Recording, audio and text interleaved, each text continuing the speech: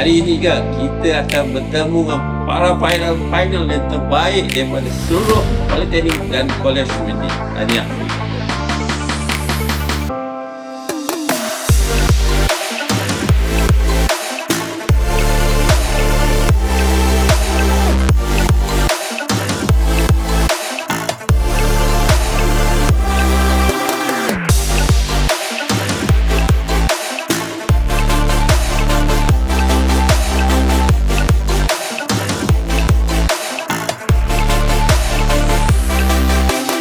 Sangat teruja lah bila dapat memenangi pertandingan ini yang disertai oleh ramai peserta.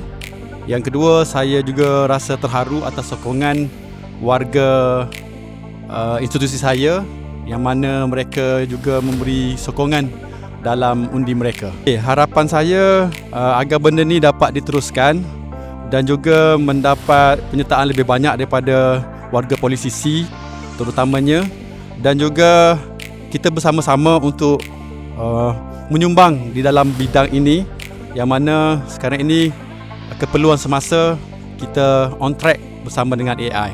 Pertama sekali, terima kasih kepada pensyarah pemimpin lah. Dia memberi sokongan yang banyak kepada kami. Ia harap pertandingan LLM ini boleh diteruskan lagi pada tahun depan dan boleh disebarkan kepada orang ramai lagi. Pertandingan ini saya rasa bagus untuk kita menjana minda dan mendapatkan ilmu-ilmu baru tentang Polisisi.